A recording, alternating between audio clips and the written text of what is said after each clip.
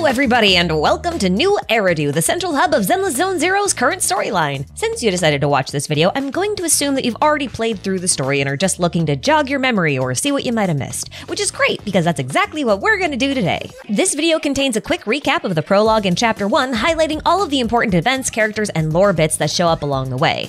But seeing as this is the first episode in a series, we're going to need to establish a few key terms before we start in on the plot. This is to ensure that we have the same basic understanding of the world building and to help streamline the recap, because putting too many definitions in between descriptions of events is gonna get really confusing really quick. I think that just about does it for the intro, so let's just dive into things, shall we? Okay, so here's what you need to know before we start talking plot. And if you know all this already, then there are timestamps in the description box, you can just skip this section. Zenless Zone Zero takes place in the city of New Eridu, which is still pretty young. It was founded maybe 10 or 15 years ago after Hollow Zero erupted and destroyed the old capital of Eridu. Now this world has been plagued with supernatural disasters called Hollows for a very long time prior to the fall of the old capital, and as far as we know, New Eridu is the last city on the planet with people in it. The Hollows basically swallowed everything else, including the moon and what seems to be another nearby planet. Now a hollow is a gigantic spherical bubble, and the stuff inside of it likes to shift around like it's some kind of maze, and its ever-shifting nature makes it very difficult to escape unless you have a map that can show you where the exit is. Or rather, where the exit will be. These special maps are called carrots, and just like their namesake, they have a shelf life before they're not very good anymore. Unlike regular maps, carrots use previously compiled data to predict how a hollow will move, which helps locate the exit.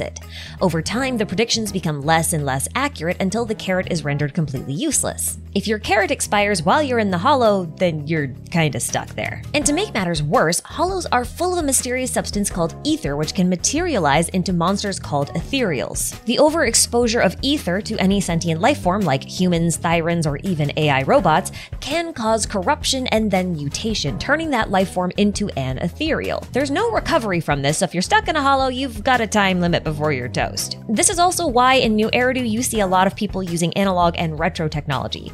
It's not smart tech, so it's very difficult for ether to corrupt it. Ether can also take a dormant crystallized form, which can then be mined and used as fuel to generate electricity, and in fact this is what powers the city of New Eridu, making it a very valuable resource. But besides ether crystals, there are all sorts of resources that can be scavenged from within the hollows, which is why hollow investigators and proxies are needed, especially the proxies as they serve as navigators for the investigators. Proxies are responsible for either providing or creating carrots and often join investigators inside of the hollow to help them navigate them in real time. But due to its very dangerous and highly regulated nature, all investigators and proxies need to be registered with the Hollow Investigative Association, or the HIA, otherwise they're operating illegally and can be arrested. So of course our main characters are unlicensed famous proxies, that's just how things work around here. It's no fun if you have a license. That should be all you need to know in order to have a very basic understanding of this world and our place in it. So now it's plot time. The prologue begins by introducing the main characters, Belle and Wise, who run a video rental shop as a front for their real business as the famous proxy, Phaethon. Phaethon has a lot of regular customers, all unlicensed of course, and the first group that we get to meet are the Cunning Hares, Nicole, Billy, and Anby. Although these guys don't just go into hollows, they're technically an odd jobs agency, which is probably why they were commissioned to steal a special strongbox from the Red Fang gang. But public security caught up with them, and in their attempt to escape, Billy, Anby, and the strongbox fell into the Cretan Hollow, one of the 7 primary hollows, which are like the largest and most dangerous hollows besides Hollow Zero, which is like the mother of all hollows huge. More on that one later. Now, since this little hollow adventure wasn't exactly planned, Billy and Anby are stuck in the hollow without a carrot or a proxy, which means that they're gonna have to try and find their way out on their own, which is incredibly difficult, if not sometimes impossible. And that's when they stumble upon the strongbox, which was being guarded by the leader of the Red Fang gang, Miguel Silver, who apparently has no ether corruption resistance and immediately started mutating into a superior ethereal, codename Dullahan. They managed to both escape and buy themselves enough time for Nicole, who didn't fall into the hollow, to get help from Phaethon. Now among proxies, Phaethon is very unique, as they don't go into the hollows themselves, but instead use a special computer called the Hollow Deep Dive System, or the HDD, to possess a little AI robot bunny known as a Bangbu, who acts as their avatar inside of the hollow. This one in particular is called Eos. Now you might recall that AIs can get corrupted by the ether, but despite being AI powered, Bangbus are particularly resistant to ether corruption, because they were designed to help with hollow evacuation missions. That makes them them perfect for operating inside and around hollows. Phaethon expertly extracts Billy and Anby from the hollow, but they still need to retrieve the strongbox, which is still being guarded by that Delahan ethereal. So the cunning hares head back into the Cretan hollow, but this time they have Phaethon to guide them properly. But as you would expect, things go very wrong very quickly. The HDD gets hacked by an unknown third party who deletes their hollow database, and in the process, Phaethon gets disconnected from Eos. This leaves the cunning hares trapped within the hollow without a proxy or a carrot. Luckily, they find an official hollow investigation team that they could request help from, but this would also mean getting arrested because they're not exactly operating legally, and public security is really cracking down on illegal hollow investigations because of the upcoming election. Now, they could hand over Eos and Phaethon's identity to them in exchange for having their criminal record wiped, but they decide to wait for Phaethon to come back online instead. Good choice. But Phaethon's got to deal with this hacker that took over the HDD first, and apparently that hacker wants the code to the strongbox, and Phaethon just so happens to have it. Nicole had given them a USB drive containing the code that she had stolen from the Red Fang gang before they went back into the hollow. Phaethon definitely can't just abandon the cunning hares, so they agree to hand over the code. One problem though, the hacker deleted their hollow database when he took over the HDD, which had the code on it. The only copy is in a backup that they had uploaded to the Internaut, which can only be accessed using their proxy network account login. Now, a proxy network account basically contains a proxy's entire career on it. It's how they find commissions, exchange information, and also how they get paid. Without their account, they're out of business. But Phaethon hands it over anyway so the hacker can get the code and they can save the cunning hares. Very pleased with this exchange, the hacker tells them what's inside the strongbox, and it's something capable of creating carrot-style maps that never expire. Now, given how quickly carrots lose their effectiveness without being recalibrated using the hollow master dataset, also known as the Rosetta data, this infinite carrot generation thing is incredibly valuable. Everyone would want to get their hands on it. So the hacker activates Phaethon's account so that they can grab the code to the strongbox, but as soon as they do that, public security pulls up to their location. They're looking to arrest this illegal proxy that Bell and Wise tipped them off about. So the hacker's taken into custody and everything's dealt with. Although Phaethon has lost their proxy account, which means they're gonna need to rebuild their reputation from scratch. But that's okay, the hacker's dealt with and Phaethon can finally reconnect to Eos, rescue the cunning hares, and find the strongbox, which again is still being guarded by the corrupted Silver. But the cunning hares do manage to defeat him and retrieve the strongbox. But of course, there is one last problem to deal with. Like I mentioned, the hacker from before had deleted Phaethon's database, which had all of the data that they used to make their maps of the Cretan Hollow. And that means they can no longer predict where the exit is, and compiling enough data to make a new map would take too long, and the cunning hares would turn into ethereals by the time the deed was done. So Phaethon suggests that they unlock the strongbox and use its contents to find a new escape route. After all, the hacker said that the strongbox contains something comparable to the Rosetta data, and it could be used to replace the database that they lost so that they could make a new hollow map. And if that didn't work, they'll just ask another proxy for help and hope they get there in time. Nicole agrees, so Phaethon takes out the chip from the strongbox and inserts it into Eos, releasing a powerful AI called Fairy. And then your chosen proxy sibling promptly passes out. Fairy installs herself onto the HDD, takes control of Eos, and instantly calculates an escape route that the cunning hares used to get out of the hollow. And then we get to witness a very interesting and somewhat cryptic flashback-style cutscene. Now, it's difficult to understand exactly what's going on here without some more context, but what we see here is Wise and Bell standing in front of Hollow Zero as it explodes. Now, here's the thing.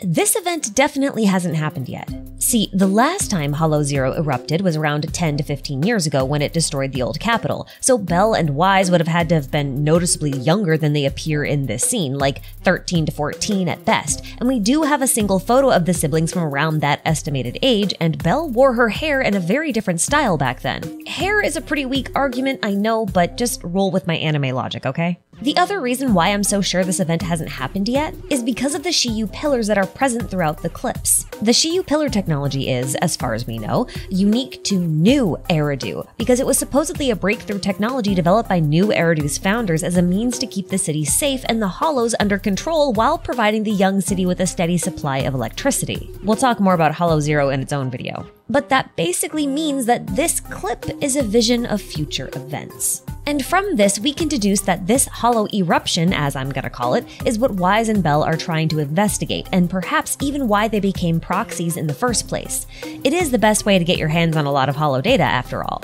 As for why or how these two even got roped into this, well, it's pretty straightforward if you know where to look. First off, their proxy codename is Phaethon, and Phaethon is the name of the Greek solar deity Helios. Now, if you check certain displays of the Hollow Deep Dive system, you'll notice that it was created by the Helios Research Institute, which could be either the same thing as, or at least affiliated with, the Helios Academy, which was founded by Professor Archie. Professor Archie, named after the philosophical concept of origin or the foundational truth, was known for discovering the common characteristics of hollows, and at some point he went into Hollow Zero in search of the truth, and he hasn't been seen since. Now, it's not unreasonable to try and draw a direct connection between the dude literally made out of fire and a sun god, plus he was the founder of this academy, so we could take this as potential evidence of Archie either being Wise and Bell's professor, or that the siblings are simply carrying on Archie's legacy of hollow research. What I'm getting at is that it's possible they found some data or notes that seem to imply that there could be a future eruption of Hollow Zero. Now, the bad news is, based on the text from the clips, which I'll put on screen, as well as the myth of Phaethon, where he crashed his father's solar chariot and then died, the failure of Phaethon might be inevitable here. Alternatively, this could just be a dream sequence or some predictive thing that Fairy made. We'll just have to wait and see. Anyway, once the unconscious sibling wakes up thanks to a mystery doctor that we never get to see, they discover that they've signed a licensing agreement with a very powerful AI named Fairy, who had been dormant in the chip inside the strongbox. I know we've already mentioned her, but it's been a while. Now, Fairy is one of 4 so-called keys, whose purpose and origin is completely unknown, but it seems to be somehow tied to the creation of a new version of Eridu. The 3 other AIs are called Ghost, Jinny, and Yokai, and I'm not sure if they all have the same abilities or if each one has a unique function. In the Where the Miracle Began lore trailer, the mysterious female voice commanded each AI to do something different, and Fairy's designed and proclaimed function seems to match that. See, her design is that of an Azar amulet, which is a talisman that protects its wearer from the evil eye, or just harm in general. But she says that she can gather data from every smart device in the city and instantly calculate routes through the hollow, effectively acting as a guide. So I'm kind of thinking of her as a fairy guide that leads people safely through the hollow so that they don't get corrupted, thus protecting them from harm. Meanwhile, Yokai was told to corrupt the database firewall in the teaser, so their functions and roles might be a little bit different. We're gonna see how this pans out. Anyway, that marks the end of the prologue. So despite being really experienced and having a super powerful AI in their special secret computer system, Phaethon did lose their legendary status and proxy account, so they're basically starting from scratch with no street cred, and that means they've got to do some lower level commissions for a while. This keeps them pretty busy while Nicole investigates the origins of the strongbox that Fairy was in and the person who gave her the commission in the first place. And this means investigating the Red Fang gang, because they're the ones who had it in the first place. Now, she doesn't get that far before she and her crew get roped into another spot of trouble, courtesy of a girl named Nekomiya Mana, or just Nekomata. Now, we don't learn about this until later in the chapter, but Nekomata was a member of the Red Fang gang and a friend of Silver, who the Cunning Hares were somewhat responsible for the death of, since they were the reason he fell into the hollow and got corrupted in the first place. Nekomata is out for revenge, so she commissions the Cunning Hares to find her family heirloom, which is a locket containing a picture of her and Silver, which she lost in a hollow. Specifically, the Dead End Hollow, which is coincidentally also the location of a very important construction project, which is rebuilding the old metro lines. This project is being spearheaded by the Vision Corporation, as explained by their representative, Mr. Perlman. They won the project bid by promising lower costs and quicker deadlines than their competitor, Billabong Heavy Industries. And they claim that this difference in price is because of their methodology. Rather than a complete renovation project, they intend to blow up an entire metro line and then rebuild it from scratch.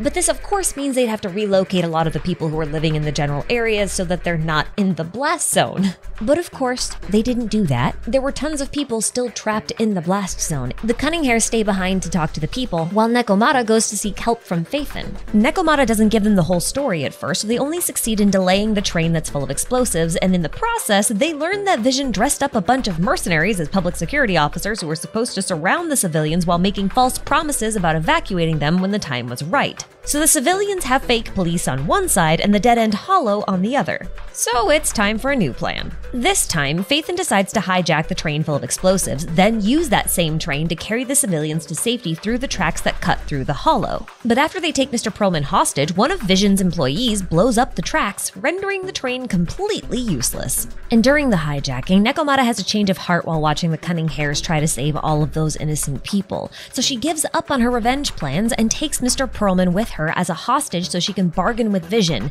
and maybe convince him to call off their mercs and let all the people evacuate. There's no time to stop her either, because getting those people to safety is more urgent. But the Cunning Hares can't take on dozens of armed mercenaries, and there are just too many civilians to try sneaking around them, and it's not a great idea to go through the hollow for many reasons, so eventually they decide to try opening up a new escape route by shrinking the dead-end hollow. Now, how is this possible, you might ask? Well, you remember how I said the size of the hollows are linked to how much ether activity is inside of it, or at least like how much ether is inside of it? Well, you can also reduce ether activity by destroying ethereals. But in order to shrink the dead-end hollow by the amount needed to expose the blast zone, you'd either need to destroy over 3,000 low-level ethereals on the inside, or just take out the dead-end butcher, which is the biggest and most dangerous ethereal in the entire hollow, which means it's gonna be really hard to kill.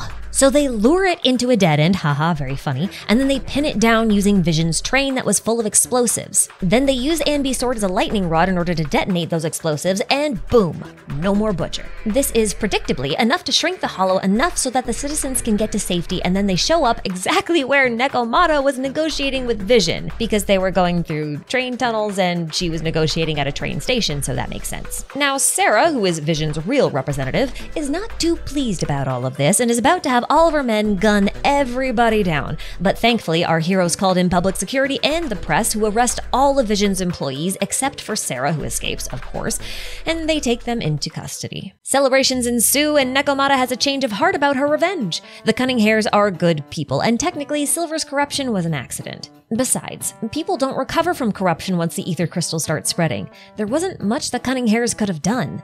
So Nekomata decides to join the Cunning Hares instead. Now, don't get complacent. All of this started because Nicole was investigating the Strongbox and who hired the Red Fang gang to steal it in the first place. All we know is that the Strongbox was originally in the hands of the White Star Institute, which is an organization that's responsible for researching the hollows and especially the ethereals. They're the ones who give monsters names and rank them by strength, but we have no idea why they had the Strongbox, how they got it, or if they're responsible for making what's inside it, which is fairy. So for now, we're at elites.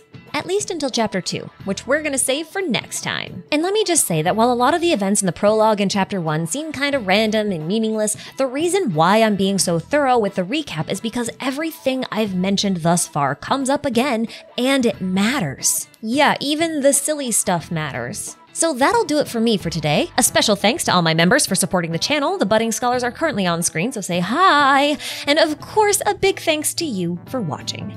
Take care of yourselves out there, because when we come back, we're going to be talking about Hollow Zero. Bye-bye.